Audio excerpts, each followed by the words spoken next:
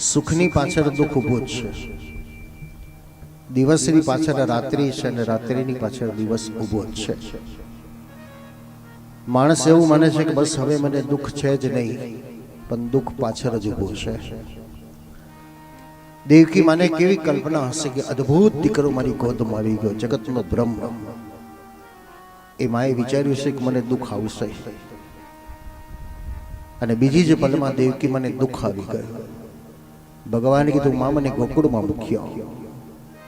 તમને કોઈ 5-10 કરોડ રૂપિયા આપે ને પછી કે લાવી પાછા, તો કેટલું હૈયું બળી જાય ને આપણે તો આખી જિંદગી દુઃખ થયા કરે. કેમ આપણને દુઃખ થાય છે ને દેવકી મને દુઃખ ન થયું?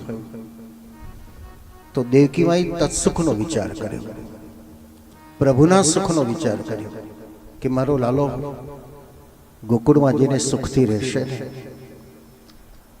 આપણી વસ્તુ ખોવાઈ ગઈ છે તો આપણે વિચાર કરીએ જેને મળી હશે એ આનંદ કરશે, મોજ કરશે, તો દુઃખ નહીં થાય.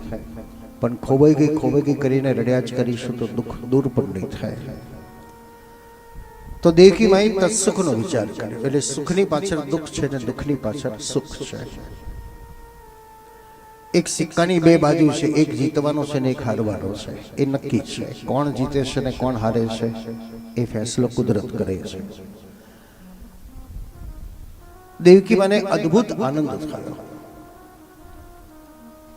ભગવાન ચતુર્ભુજ રૂપમાં આવ્યા છે. તમદભૂતમ બાલકરૂપદેક્ષણમ ચતુર્ભુજમ શંખ ગદાયુધાયુધમ. શંખ ચક્ર ગદા પદ્મ લઈને ભગવાન પધાર્યા. શ્રી સુબોધિનીજી મહાપ્રભુજી કહેશે, શંખ એટલે જલ તત્વ શ્રી યમુનાજીનો ભાવ છે. ચક્ર એ તે તત્વ શ્રી ચંદ્રાવલીનો ભાવ છે.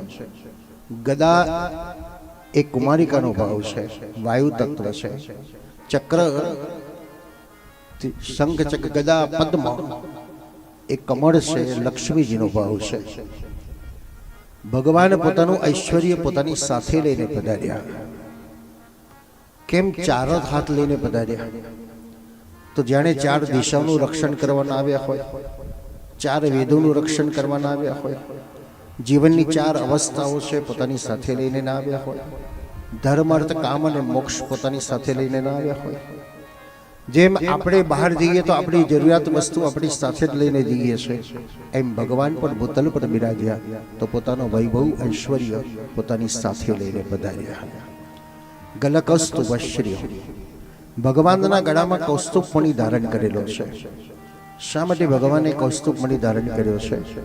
તો જીવ તત્વને પોતાના તરફ ખેંચી રહ્યા ન હોય. જેમ સંધ્યાકાળે તમે દીવો કરો તો જીવડા કેવા ખેંચી આવે છે, એમ ભગવાને પોતાના હૃદયમાં એક કૌસ્તુભમણિ ધારણ કરીને જેને જીવ તત્વને પોતાના તરફ ખેંચી રહ્યા છે. અંબુજે ક્ષણમ. દેવકી મને કન્ફ્યુઝ થઈએ કે બાળક જન્મે તો રડતો હોય, આંખો બંધ હોય, પણ આ તો કપડાં બધું પહેરીને આવ્યો છે ને ચારે બાજુ નજરો કરે છે. શ્રી મહાપ્રભુજી સુબોધીમાં કહે છે, ભગવાન કોને શોધે છે? તો પોતાની પ્રિયાઓને શોધે છે, પોતાના વૈષ્ણવ ભક્તોને શોધે છે. તમે કોઈ 200-500 માણસની વચ્ચે જઈને ઉભા રહીને ચારે બાજુ જુઓ છો, કોને જુઓ છો, શું જુઓ છો? તો તમારા સ્વજનને તમે જેમ ખોજો છો એમ ભગવાન પણ ખુલ્લી આંખ રાખી પોતાના સ્વજનને શોધી રહ્યા છે. પીતાંબરમ.